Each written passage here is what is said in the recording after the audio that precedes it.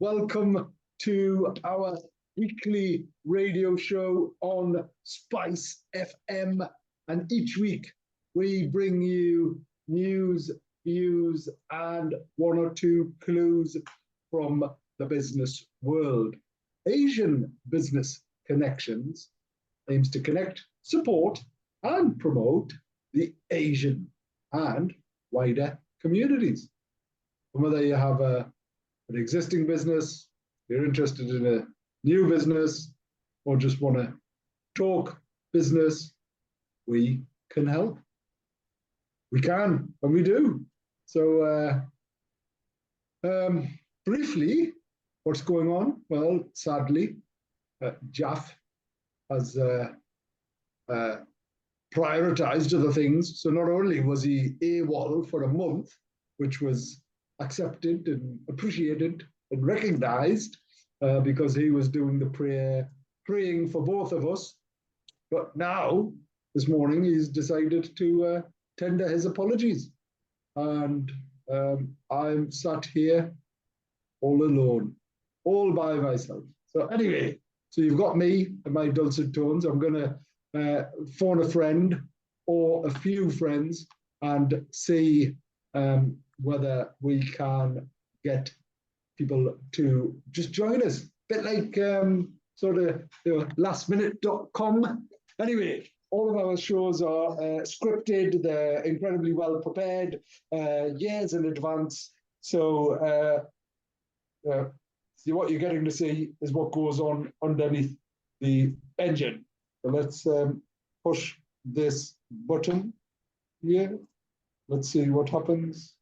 And I'm hoping that you can see this. So we're on Show Business, weekly radio show on Spice FM. It is the 28th of April, 2023, and Ammar is here, but Jaff isn't. And what am I going to talk about? Let's see. Let's find out what has been going on this in this world at this time. So, headlines. The cost of a homemade cheese sandwich soars by more than a third. Would you Adam and Eve it? Believe it, as they would say. Cost of homemade cheese sandwich soars by more than a third. In 1 year, the price of 2 slices of white bread, a serving of butter, and mature cheddar has risen to 40 pence, up 37% over a year. Prices of sandwich fillings, including chicken, eggs, and ham at supermarkets have soared, while the cost of bread has also risen, the figures suggest. Food prices have been pushed up by extreme weather, the war in Ukraine, and outbreaks of avian and swine flu. One father said he had already switched his 2 children from packed lunches to school dinners at £2.45 a head in a bid to save money. Everything was going up. Ingredients, the cost of cooking. So it's all something we had to take into account, British Thacker from Hounslow said. It's been really tough, especially the cost of fresh food and vegetables going up, he added, with the family often having to make trips to 2 or 3 shops to find the best deals in the face of increasing food and energy bills. The figures come as food prices soar, rising at their fastest rate in 45 years. Hanno Christo, the boss of Pret-a-Manger, said that there was still a bit more time to go before food inflation peaks. Retail research firm Associa analysed the average price of popular items that make up a packed lunch across Tesco, Sainsbury's, Asda, Morrison's and Lidl, as well as Aldi, Click and Collect. The data included prices from the grocers' standard ranges before any promotions were applied and is based on online prices for the 4 biggest supermarkets. Associa looked at the cost of white and wholemeal bread, as well as popular sandwich fillings, covering a mix of dietary requirements, including cheese, cheese and ham, tuna mayonnaise, egg and cress, and ham salad, and compared the prices seen in April with the same month last year. The BBC then worked out the price per portion using suggested serving sizes, a cheese and ham sandwich on white bread saw the biggest rise, jumping from 18 pence, whilst the tuna mayo option saw the smallest, 5 pence. I must admit, I prefer tuna more than anything else. So you're probably thinking, what relevance is this? Well, it just demonstrates the incredible impact on the economy as of today, and how this is going to have a wider, broader ramifications on inflation, and sadly and subsequently the impact of and on bank interest rate rises. So scary times. Really sorry to highlight. And in fact, it's interesting that there is such a major impact driven by inflation. And there isn't any one contributory factor to what is going on from an inflation perspective. And initially, it was the war and fuel costs. Then there were some wider impacts around wage increases, and actually it's primarily wages that are propping up and causing more inflation, because people continue to ask for more, demand more, and ultimately get paid more. And so nothing has changed significantly during that time. So, and then other factors, the biggest contributing factor right now to inflation is food, and the cost of food, and how prices just keep rising. What else is going on? Sadly, the unrest in Sudan continue to have a major impact. And over 500 British nationals. It was interesting on the news that there were so many people complaining about getting back and out of Sudan. It's shocking what's going on, this type of civil unrest. It creates immense pressure on surrounding countries and then others, but also the very fact that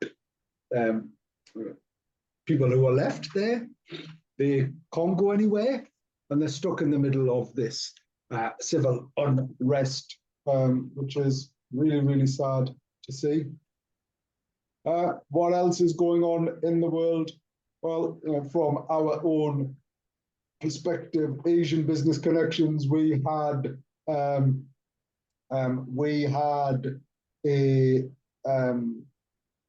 we had our curriculum, and consequently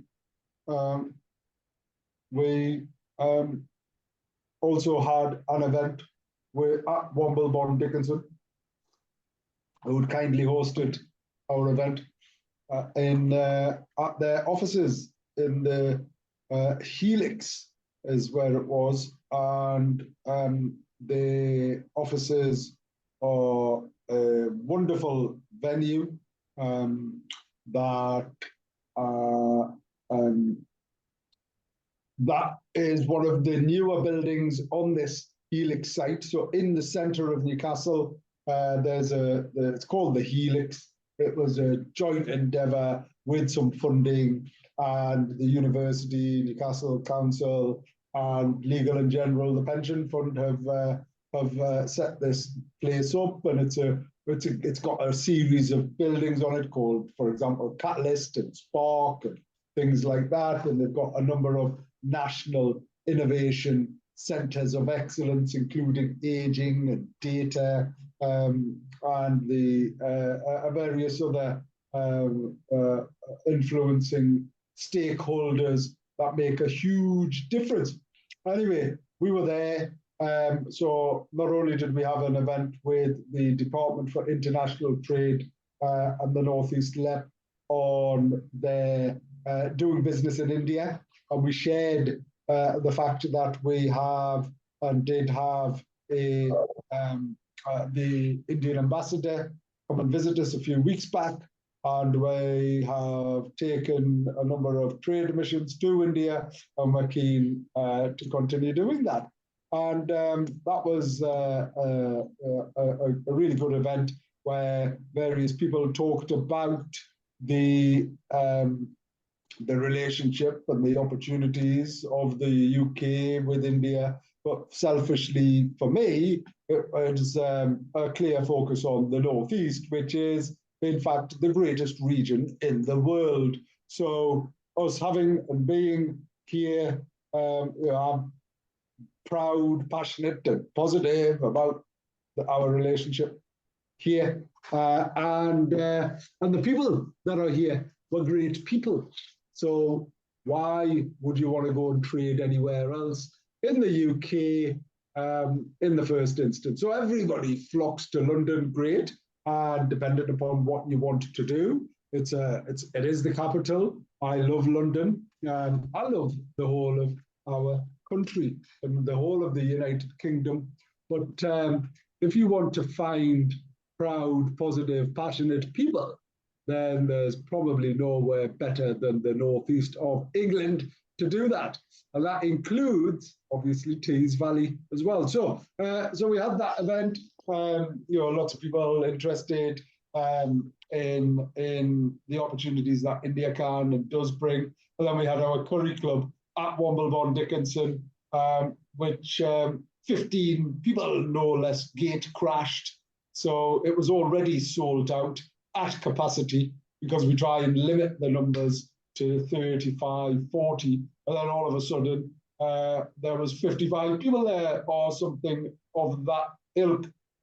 And I'm so glad that we always buy too much curry, because that then meant that everybody was catered for. And in fact, lots of people managed to get a takeaway as well, which I normally would do. But this week, I started my new regime of being good. And in being good, I wasn't eating any carbs for mobs. Not that I'm going to mobs at all. I'd like to go to mobs. So that was that. We heard from Ejaz Zahid, the Executive Director for Innovation at the Integrated Care Board, the NHS body that represents the NHS and looks after everything that goes on in Northeast and North Cumbria. So what does that mean? Well, for those of you who don't know, we've got NHS England that sit at the top, and underneath that, there are 42 ICBs, Integrated Care Boards. So they're the regional bodies, and ours happens to be the biggest in the whole of England.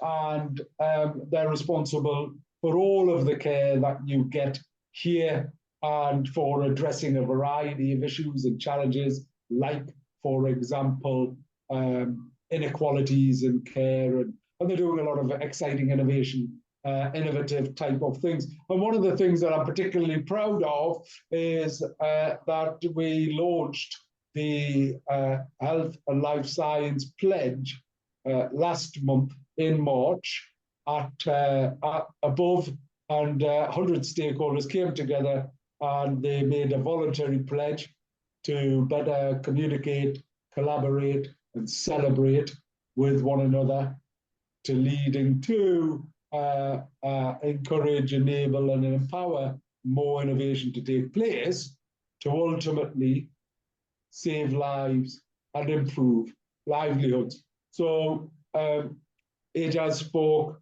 We heard from Peter Snaith from Womblebone Dickinson, and we heard from Nasmeen, who's an associate there, sharing with us some of the work that she does with broader communities. She's responsible for social value, for inclusion. And anyway, it was a great event, and very, very proud and grateful for everybody chipping in and all of the team sort of doing what they do at these events. Our next one, so we're going to take a break in May, and our next one we're organising for the end of June, whereby we're going to host it at Newcastle University, but we're also going to do an enterprise day there as well. So stay tuned. What else is going on? Well, gosh, this week, another frantic week. What was a pain or a big challenge for me was, because I was that busy, I missed the chance to go to the King's coronation concert at Windsor because I didn't reply in time. My tickets were gone, allocated to someone else. However, that said, it would have clashed with my son, Yusuf, being the ball boy at the Arsenal-Newcastle game. And if Jaff was here, we would be talking about Newcastle and their incredible winning streak. I mean, if you don't follow football, it's a really big deal that Newcastle are currently third in the Premier League, and above them are Manchester City and Arsenal.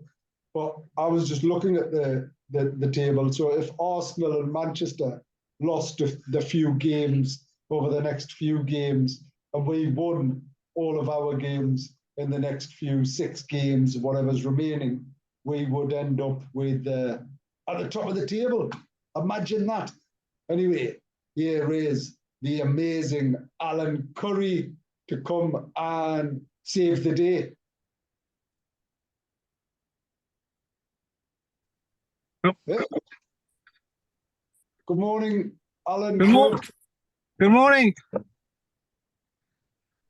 I'm parked here, so I'm sitting in the car, joining you now. Thank you very much. How are you? All the better for seeing you and you saving the day, as always. How are you? Well, actually, Pat had to go for a regular appointment because, you know, she's diabetic, which is fine. So I just thought, I haven't heard anything of what you said before. So how about, why is everywhere I go, I've got to pay to park my car? Or I can't get down for a cycle lane or bus lanes? Why are people driving me out of driving? How about that for a topic? It's a conspiracy, Alan, is what it is. Is that what it is? So the challenge is, there are some real, true, genuine sentiments around reducing the amount of traffic on the road, right? Because we want to save the planet somewhat, or at least that's the endeavor. The problem with that approach is everything that's executed is disconnected. So consequently, people are sat behind desks making decisions. Potentially, I know that one of the people involved in planning, right, and in particular infrastructure planning, doesn't even drive. I mean, and some of the road decisions they make, obviously, I live in Gosforth, and our mutual friend, the Docks, worked hard to get rid of those bollards and cycle lanes. Was that beneficial, Alan? Was that a good thing? Well, there's 2 parts to that. It obviously restricted traffic mobility in the sense of it took it down to 2 lanes. As when they first put them up, they didn't look too bad, but they actually became an eyesore on top of everything else as they got damaged or removed or altered. So from a visual point of view, it was bad. From a traffic point of view, it was annoying. So they've removed them all, particularly on the high street. But what they've done, and my understanding is it has helped traffic flow, they've inserted a bus lane down Gosforth High Street now. As opposed to what was there previously? On each side of Gosforth High Street was a cycle lane. So if you are at the moment, the southbound traffic still has a cycle lane. The northbound cycle lane has been removed and replaced by a bus lane. But that actually does assist the flow of the traffic, believe it or not, because obviously beforehand the buses were in the two lanes. Yes. So yes, it's assisted. But I mean, I've lived in Gosforth all my life. Everybody used to complain about lorries coming through before we even thought about going green and saving the planet. Mm. Interesting. And then the other one, yeah.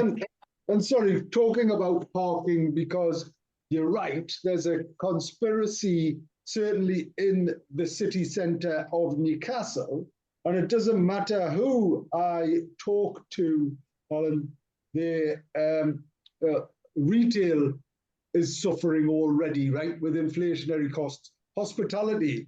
So I was talking to the landlord, the people who own the building of Barluga. Yeah. On Grey Street. So yeah. Grey Street is a historic street.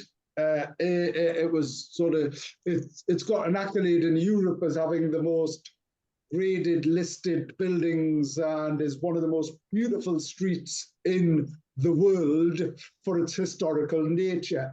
And you used to be able to drive down it, and now and you used to be able to park at it. Yes. And curiously, and it's become so painful because they've removed all the parking. They're now looking to fully pedestrianize it, is what they're looking to do. Don't know how they're going to do that, because it's they'll have to then introduce alternative entry points to buildings and bars and deliveries and all of that type of stuff. But in any event, they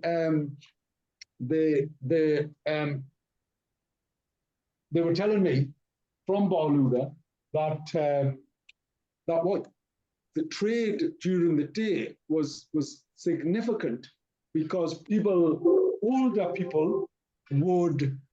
Sorry, Alan, can you keep talking? I've realised I haven't plugged my laptop in. But older people would come and have food, pull up outside, come in, and because it was convenient for them during the day, and jump the car outside. And actually they had parking bays, dedicated parking bays, so you could park a bay outside that they reserved for Barluga, that they'd paid for.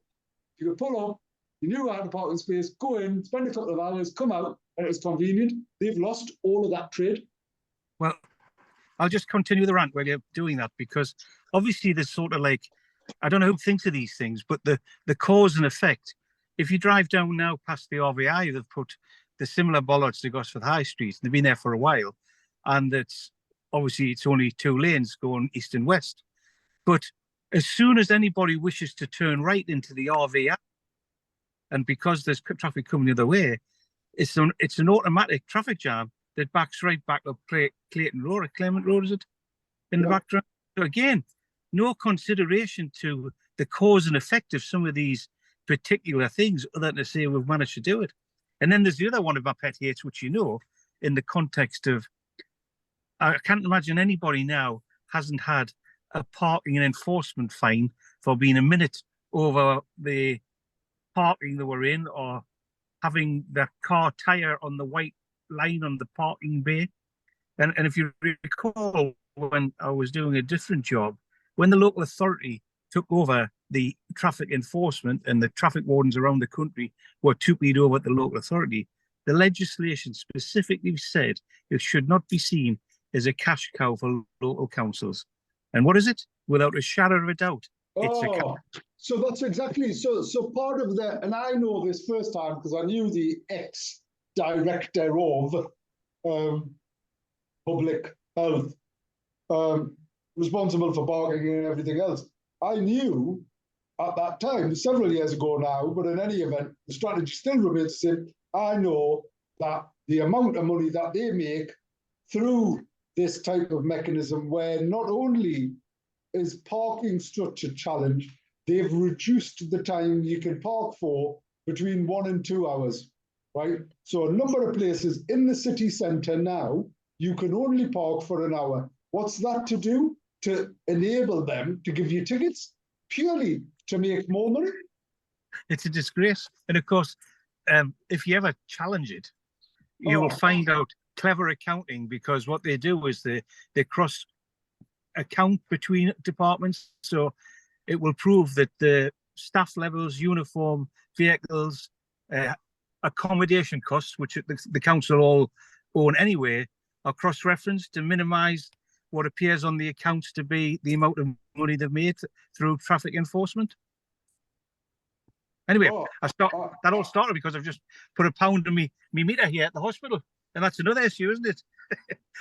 How many times do I have to pay to park at the hospitals?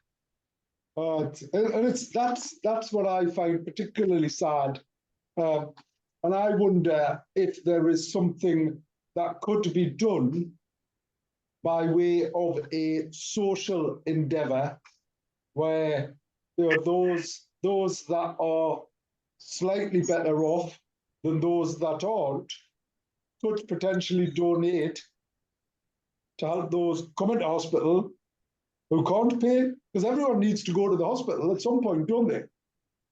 Yeah, sadly, yes.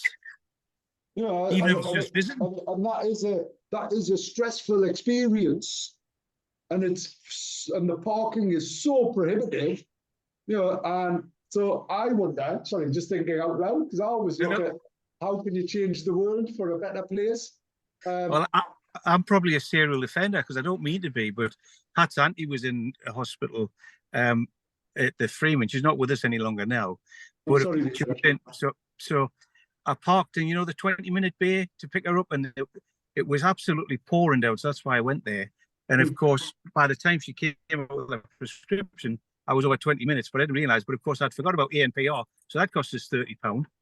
And then I had to go to the RVI to visit somebody, and then of course, I go for my ticket, and the machine is broke. So a tip for anybody else now: I took the photograph where it says out of order. Then I went to the next machine, and it's out of order. So I took a photograph again, and within 7 days of that particular visit, is it Parkland Eye or somebody? Yeah.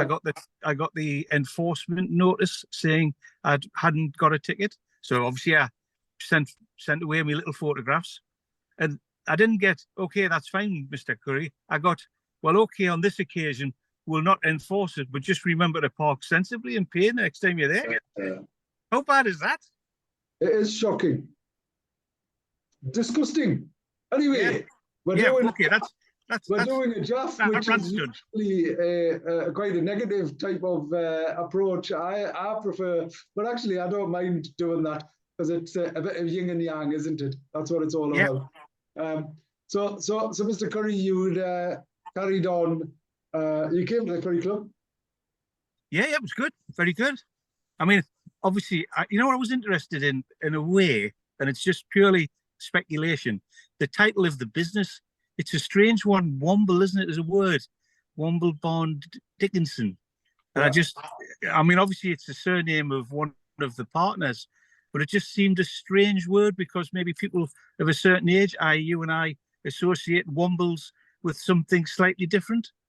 And not to say it wasn't, because obviously it's a very professional firm. It's just, I wondered whether it would be, and I mean, I don't know why they've done it, but Dickinson Bond Womble or Dickinson Womble Bond, that was the one thing that struck me about the title. The location was great, and obviously from where we were, we got a fantastic view of the cathedral, otherwise known as St. James's Park.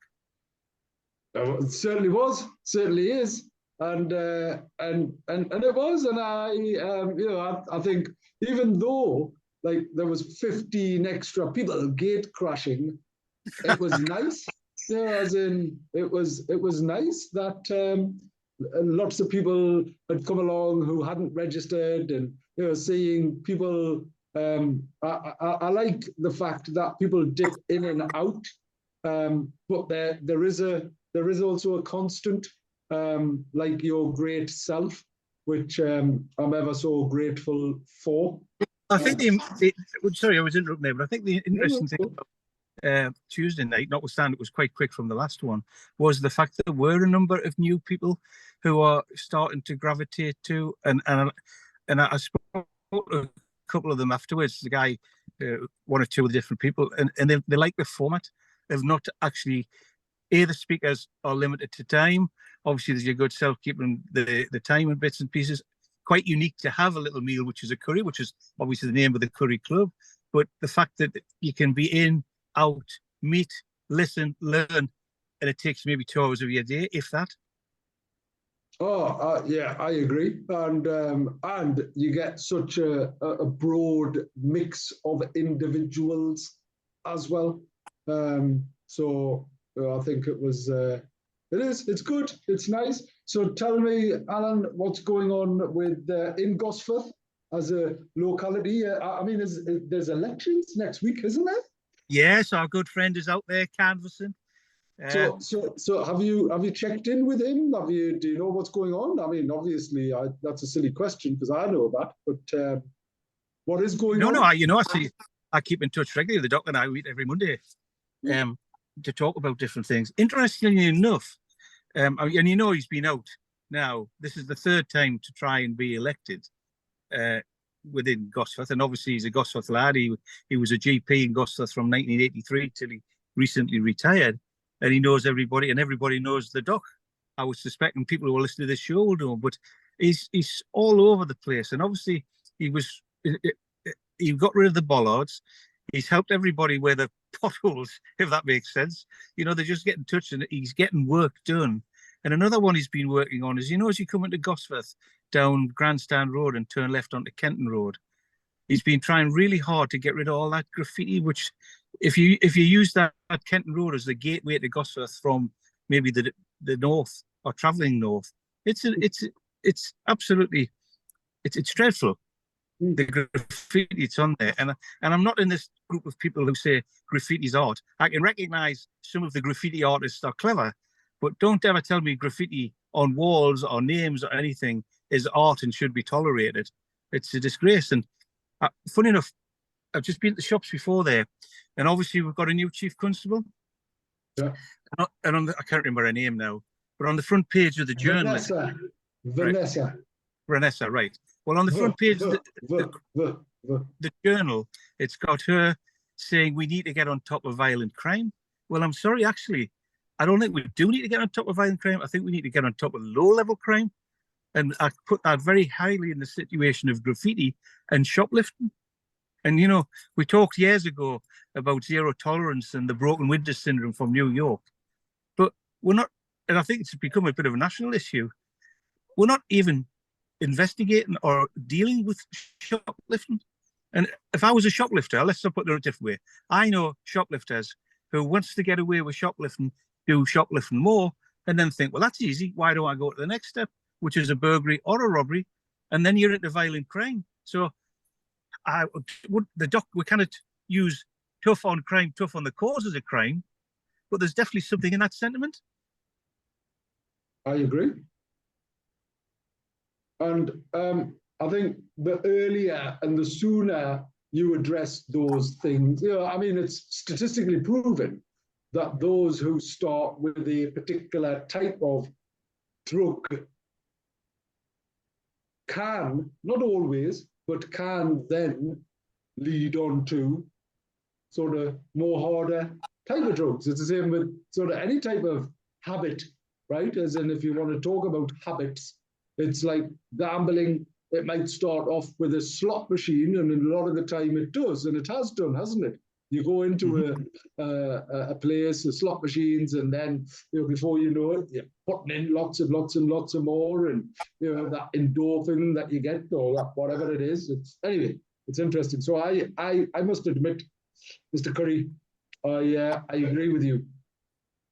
Excellent. Well, here's my last one on that, because the previous chief constable went online and everything else to say because of the reduction in police numbers, they weren't capable officer-wise to deal with the low-level crimes, hence shoplifting.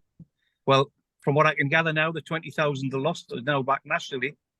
So why now, if we could do it before with the numbers we had, why can we not do it now in the future? I agree. I'm in fine form today, aren't I? Who else should we complain about? I'm agreeing with you. Loads. I'm agreeing with you loads. What about you, Mr. Curry? What's going on? Oh, well, I mean, you know, my granddaughter, I've had to take her to school this morning. And when I usually say that expression, people think, oh, it must be a little girl. Well, actually, in fact, you know, Elna, the teacher, right? So, so she still manages to stitch our granddad up with the context of, are you busy in the morning? Because she needed to lift to school, because obviously she's down at Whitley Bay. But in the Yeah. grand plan, and obviously you know Elna very well, and she worked for you for a while. She's now trying to get on the property market. So we're going through these new little things, rites of passage from, you know, with Yusuf and Zara, which you've got at the moment, to footballing. And then you'll be thinking about university one day. Then you get past there. And now we're at the next stage of adults and adulthood and all the things that come in there, and how you try to help, not because you may be helping financially, but you try to help experience wise. And it's yet that rite of passage with children and grandchildren is, fortunately, for you and I and others who've gone through it, it's quite a unique experience. It's fine being a parent, but I do think it's somehow more interesting being a grandparent, if that makes sense. Yeah. Well, yeah, and I suppose I'm in a peculiar position, aren't I? Because I am in both. Yeah, yeah, it's good. I mean, I don't know how you have time to do a radio show. It is and it isn't.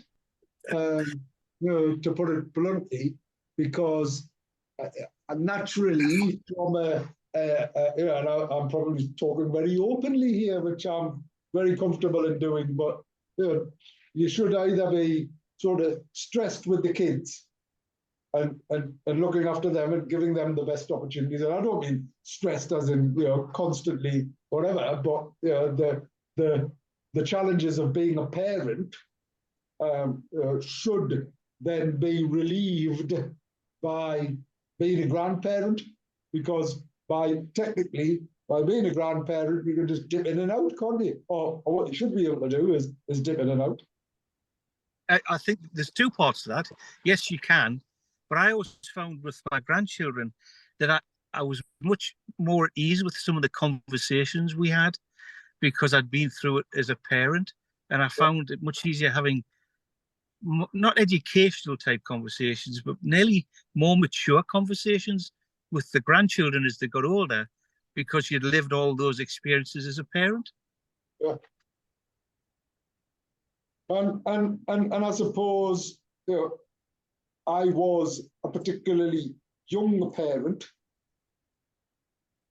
and because I didn't know what I was doing. Well, I mean, obviously I was a young parent as well. I think that's across the board, isn't it? No one knows what they're doing when all of a sudden they're responsible for this being, you know, as in, it doesn't matter how much preparation you do, it doesn't matter how much, like, sort of, you know, like, oh, your parents, and in particular your mother, will always have a view and, you know, tell your wife, or, you know, or tell their daughter that, oh, you need to do this and that's how you do it, and it's like mothers always interfere, right? Yeah. Because that's just the way of life. And it's not until you have one that you then realize, okay, that worked, that didn't work, that's, you know, I've equally been quite fortunate to be able to, you know, latterly even in life, go back to having a couple more. So I had, you know, my daughter, when I was particularly young, my focus was on career, working. That's not to say it still isn't. But when our son came along, you know what that was like. That was traumatic and dramatic in any absolutely. Right? Yeah, but, I mean, Yusuf, let's be fair, sort of sycophantic here. Yusuf's a credit to you. He's a lovely young man. Oh, he's amazing. He is, you know, as in, I do occasionally worry whether he's going to end up being like sort of, you know, psycho in London or whatever it is, because he's just like too nice. Do you know what I mean? But it's, you know, whatever that, whether he's going to end up being a Hannibal type of character, but because he's incredibly switched on as well. But no, I should not be dismissive and appreciative. And I must admit, Zara is amazing. She's a whirlwind. And more recently, because I found myself last couple of years, especially as a consequence of COVID, struggling with Zara sleeping and then calling her a vampire and all of these type of things. And I've realized the ramifications and implications of doing and saying that, because that just reinforces that message and whatever else. But for the last couple of months, we've got a routine now.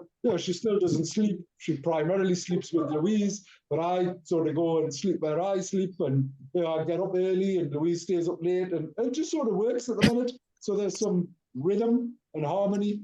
But and when you're talking about being a young parent, nobody prepares you for having to spend up all night as they cry all night, and then having to go to work the next day, and all the things. And then, as you can see, sadly, if some people who maybe don't cope very well with the pressures. I think one of my, just a little granddad story here, because obviously they're now 24, 25. But when Andrew was about 5, he was on my shoulders, walking around as we do. And they'd just got the Wii box because they were into computers at the time. And he was explaining, he said, Grandad, we can make an avatar of you, because you do the little avatars to do things. So he's on my shoulders and he said to me, what colour is your hair? And I said, well, it's brown. He says, no, Grandad, what colour is your hair? White or grey? So the other side of dealing with both grandchildren and children, out of the mouths of babes, is that what we say? Yeah, absolutely. I've just been... So going back to that, I suppose from this is really interesting from my perspective, because I'm almost piggy in the middle, right? I've got 2 grandchildren, and I'm about to have a 3rd. Are you? Yeah, and I don't feel like a granddad at all, right? As in, and I don't know what a granddad feels like, but I was going to say, I imagine I probably didn't imagine the granddad to feel like well, I don't know, because I'm too busy being a dad, as part of it. And what I mean by that is that 10-year-old, 4-year-old routines. Although my great wife, she is amazing and manages to juggle her job and do everything and sort the kids out. I mean, this week in particular, it was crazy, Alan, in that because I had commitments Monday, Tuesday, Wednesday, like all day, and in the evening, my good lady I took our son to football training on each of those nights, or done something with them where she had to and was running around. It was just crazy. So you had football, you had training, and towing a 4-year-old whilst maintaining such an important and critical job. Anyway, enough about that. The point is, it's really interesting, and at least it's a pleasure and a delight to see you enjoying being a grandparent. Oh, it's good. Actually, again, because I was a bit like yourself, dare I say, a younger grandfather. There was a couple of occasions where we were at places, toy fairs or whatever, and the odd person would say, "Well, you better ask your dad," mistaking me as the father. So that allowed me to raise to my full 5'8" in height. And I got him to use a little expression. I said, "What do you say, Andrew?" Because that's his name. He said, "Well, actually, he's not my dad. He's my granddad." And I didn't want anybody to apologize. I just loved the fact they thought I was the dad. So enjoy the granddad bit as well. Because if you get mistaken I'm not uncomfortable with anything. As in, I'm very open, and it doesn't. I don't sit there and go, "Oh, don't call me a granddad." It was really interesting when my daughter called me dad, right? Because when she was going places, equally she'd go, "Oh, your brother was here." Yeah, as a thing to because obviously I was so young when I had it, and people don't believe that I have 2 grandchildren. That and it's interesting though, because their personalities aren't that dissimilar to personalities of my son and daughter. The flip side of all of this is, I imagine it doesn't keep you young, but it feels as if I'm sort of doing, because I'm doing the things that I probably would be doing as a parent rather than a grandparent primarily. It feels as if they're keeping me young, although they're probably giving us really greyer hair and greyer beards. I'm sure you'll find a way to keep it a nice colour. Yeah. Just get an avatar. So, Alan, Jerry Springer. Yes, I saw that. We used to watch him the odd time because it wasn't like Jeremy Kyle or whatever. It was quite amusing, wasn't it? But I mean, Pat enjoyed it probably more than I did. But we used to, he could bring it over. He said, "Come on down," and he'd say, "Hello, Alan." He says, "You got a bit of a problem at home?" And then he'd start with, "Oh, what's it all about?" And away we went, wasn't it? And then somebody would come on and the bouncer would pull them off. It was good showmanship. And but I mean, I suspect I didn't watch him as much as I mean, obviously we've all eventually got to move on. But I was disappointed to see Dame Edna, or Barry Humphries, who I really thought was very, very amusing. I used to love her shows. She was particularly quick on certain aspects, and at the moment, I've sometimes been flicking through YouTube, and obviously they're doing a little bit of the greatest hits and some of the things, and they're still just so funny. And then finally, Paul O'Grady, wasn't it? So it's been a bit of a bad fortnight for celebrity passing away. Yeah, so just on that note, I knew I probably didn't connect with him. Yeah, as in it was just I sort of got Ken Dodd a little bit, but didn't really. Loved his jokes, but it was a bit too of a acquired taste, let's say.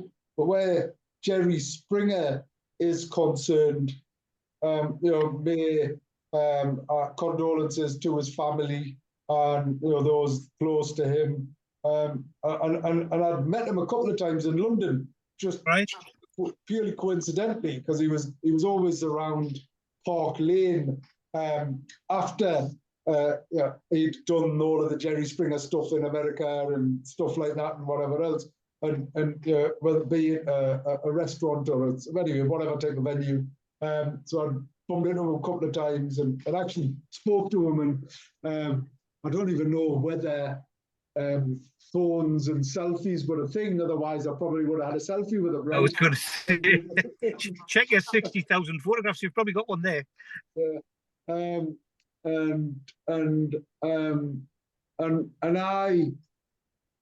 I credit and accredit the demise of society to Jerry Springer. Right? Not Jeremy Kyle. And well, it started with Jerry Springer, right? But it was like because Jerry Springer normalized abnormal behavior. Yeah, he did. And brought reality or unreality TV to our screens. There was like some of the absurd sort of stories and people coming on talking about the most weirdest, crudest, rudest type of off the wall. I mean, the wackier, the better, right? There used to be a newspaper, didn't it, Alan? Can you remember what it was? Where they got a London bus on the moon, and there was it was always like the most stupidest newspaper, but you knew it was stupid, right? It was can you remember it? What was it? I can't. It's not the Daily Star, is it? No, because they're pretty good at those things. No, there was a particular newspaper which the front page headlines were just ridiculous. Aliens of sort of abducted me. Red bus seen on the whatever.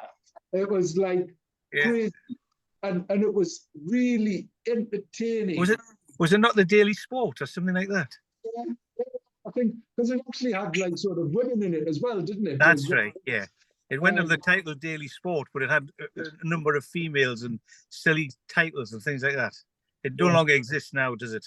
I mean, yeah, you see, we're now talking as granddads because we can remember that. Yeah. We're not talking as fathers because fathers might not remember that.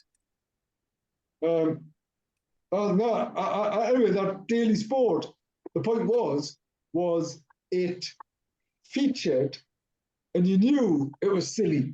So you were reading it because it was silly. Yet Jerry Springer, it was featured like, and it prioritized abnormal behavior, and people then started going, oh, that's all right. And then they went out the way, and then Jeremy Kyle done exactly the same, and whatever else. And that was it, wasn't it? That led to everybody publicly sort of wanting to be something publicly, and change the whole social dynamic of what was respectful, what wasn't, what type of things did you keep behind closed doors, and what was accepted or not. And then consequently, I mean, gosh, I'm horrified, and I know that, that there's always a generational shift here, but there's certain things which I would describe as the fabric of society, right? Simple things like respect, simple things like appreciation, simple things like gratitude, things like that, that growing up, I mean, gosh, if a policeman walked down our street, we'd like, because we were doing anything.